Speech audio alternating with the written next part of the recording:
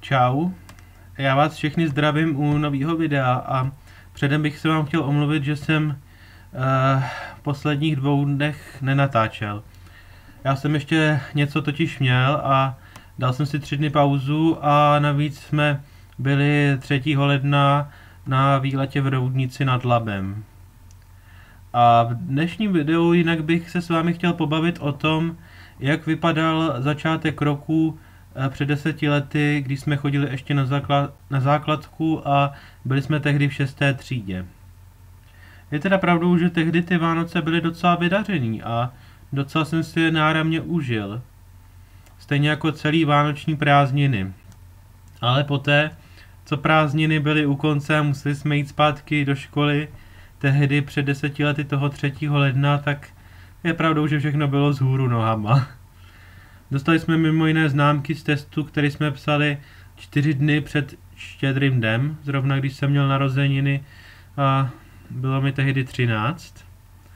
A je teda pravdou, že tehdy jsem se poprvé dozvěděl, že jako začínám propadat z matiky a že jsem propadal možná i z jednoho dalšího předmětu, ale už si nepamatuju, jak přesně to bylo. Ale každopádně je teda pravdou, že jsem hnedka na začátku roku propadal z matiky, pak mi pořádně nešla ani fyzika, a ani v zeměpise se mi nedařilo a ani v ostatních dalších předmětech. To všechno prostě bylo marný tehdy.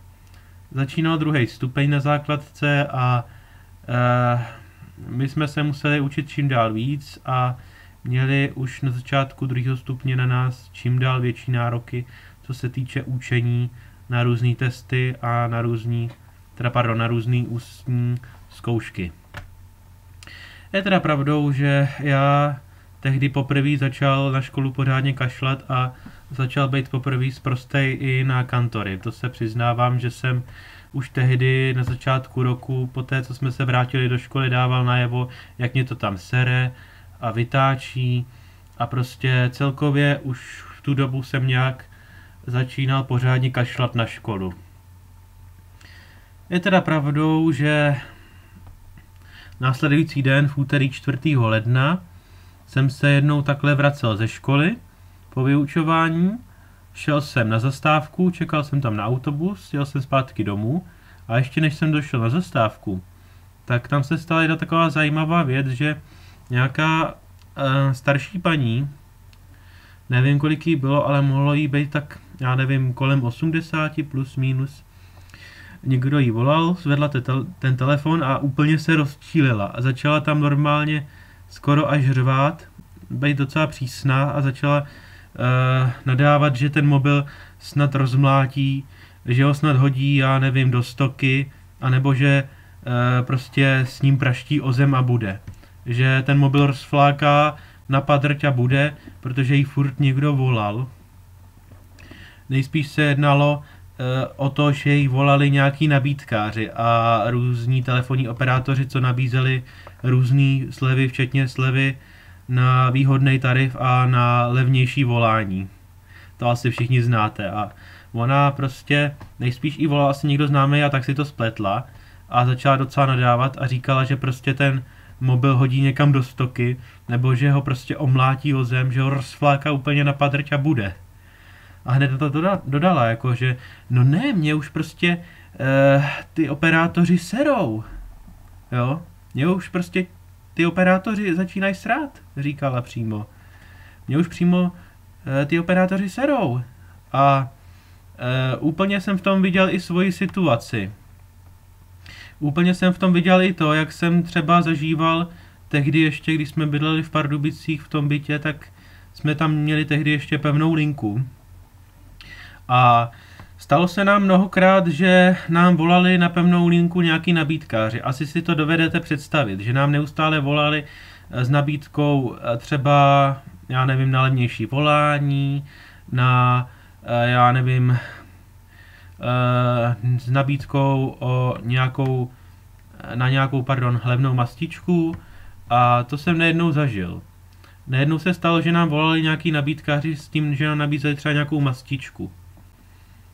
No a taky právě už tehdy to bylo ještě asi v době, když jsem byl ještě o trochu mladší. Právě mi tehdy Týna říkala, učila mě k tomu, abych jim hlavně neříkal, že to chceme. Vždycky mi Týna říkala, moje ségra, hlavně jim prosím tě neříkej, že to chceme. Jo, protože hlavně chtěla, abych se nějak omylem neuřekl a neřekl jim nějak na něco právě ano a abych jim na to nekývnul, protože některé ty firmy a společnosti jsou právě tak vyčúraný, že jako akceptaci po telefonu vezmou naprosto všechno. Prostě jako kývnutí berou v podstatě všechno, když jim ten člověk řekne jo, třeba jednou. A toho se můžou hnedka chytit, takže určitě je dobré si na tohle dát pozor, no. A když už jsme u toho, tak díky tomu, že i během tohoto roku, to jsem byl ještě právě v 6. třídě a nejednou nám už tehdy během toho roku volali různí nabídkáři, telefonní operátoři a furt nás otravovali. A tak jsem si vzpomněl na tu paní, která tam na zastávce nadávala, že ten mobil rozmlátí a bude.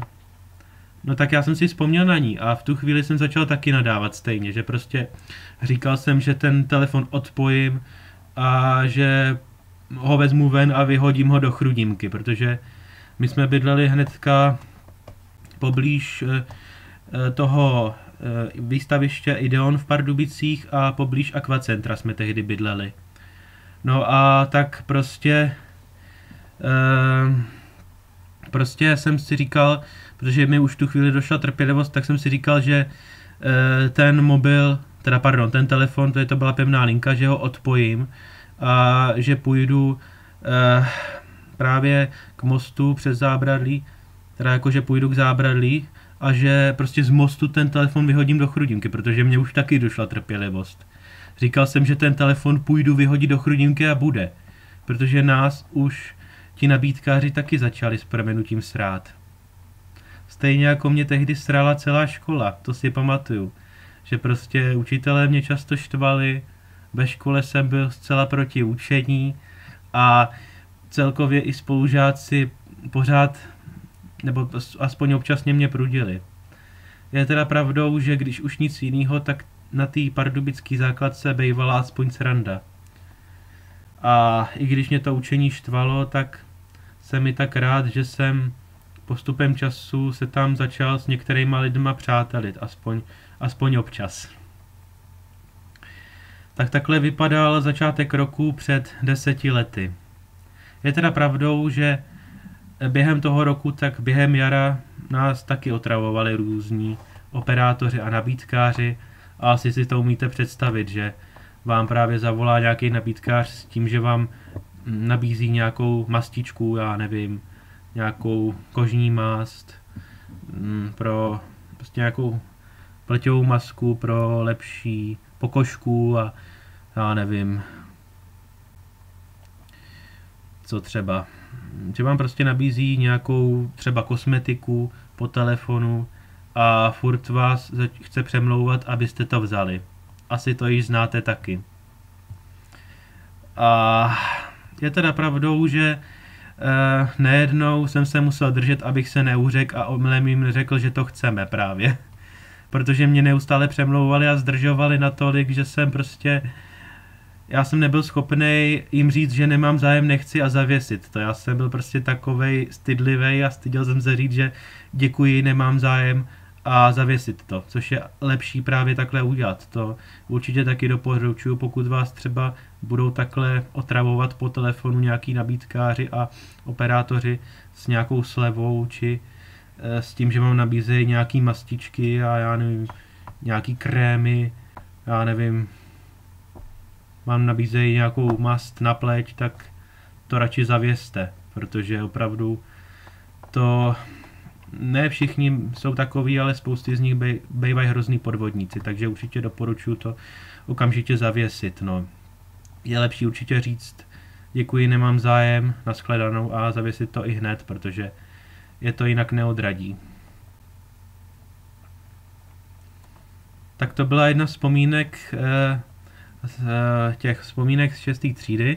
Je teda pravdou, že já tehdy taky přešel v podstatě z dětství do puberty a Je pravdou, že moje roupy mě často nutily právě k různým výrokům a k různým činům, který jsem třeba dříve dělat nechtěl, dříve by mě asi tak 2 roky předtím vůbec nenapadly, ale je teda pravdou, že tehdy jsem byl drzej na kantory a právě i při té matice, ze který jsem taky propadal. Je pravdou, že během druhého pololetí to mohlo být asi tak plus minus, to bylo asi o trošku později, jsem jednou řekl naší matikářce, protože my už jsme toho měli dost. Já už sám toho měl dost toho neustálého učení během hodiny právě matematiky, no tak jsem říkal, no tak na to se už vyseru a ona hned začala řvát ještě jednou a dám ti čárku. Jo, prostě celkově mě to tam štvalo během právě těch různých dnů v té škole. Je teda pravdou, že celkově se mi moc nedařilo na té základce právě během 6. třídy a měli jsme to hodně, no. A je teda pravdou, že jak jsem tehdy byl v té pubertě, tak uznávám, že jsem byl drzej i na ty kantory, že jsem prostě si nebral servítky a zrovna ještě jednou při matice. Mi právě ta naše učitelka na matiku pohrozila, protože já jsem strašně nadával, byl jsem sprostej. A ona hned na to řekla a hned na to dodala, krátce poté, co jsem to dopověděl, tak dodala, o přestávce půjdeme za ředitelkou, půjdeme do ředitelny a řekneš tam přesně to, co jsi tady řekl. Nakonec to neudělala, ale chtěla mi takhle jenom pohrozit, abych právě víckrát podobné výroky neprohlašoval. Je pravdou, že tehdy to teda rozhodně nebyl žádný med v té škole.